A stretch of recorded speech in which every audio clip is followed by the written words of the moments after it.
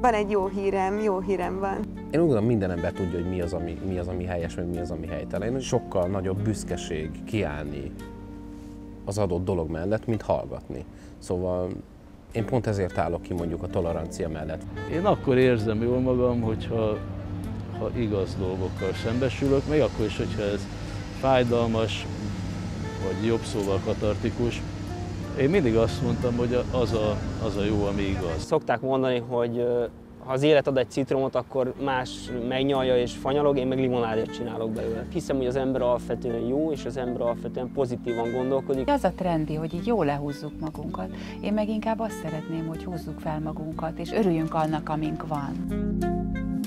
Ha elege van a rossz hírekből, ha pozitívan szeretné nézni a világot, és szeretne olyan emberekről, hírekről, eseményekről látni, hallani mozgóképes híreket, akik segítenek a társadalom pozitív lelkiállapotának fenntartásában, adja személyi jövedelemadója 1%-át az Aurora Kulturális Alapítványnak, és támogassa vele a Jó Híradót. www.jóhíradó.hu.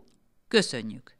Ha önmagad vágysz visszavenni, légy bátor, bátor, bátor, mer sírni, fájni, felnevetni, a meggyűlöltet megszeretni, légy újra az, ki voltál, a többi megy magától, magától, légy újra az, ki voltál, a többi megy magától, a többi megy magától.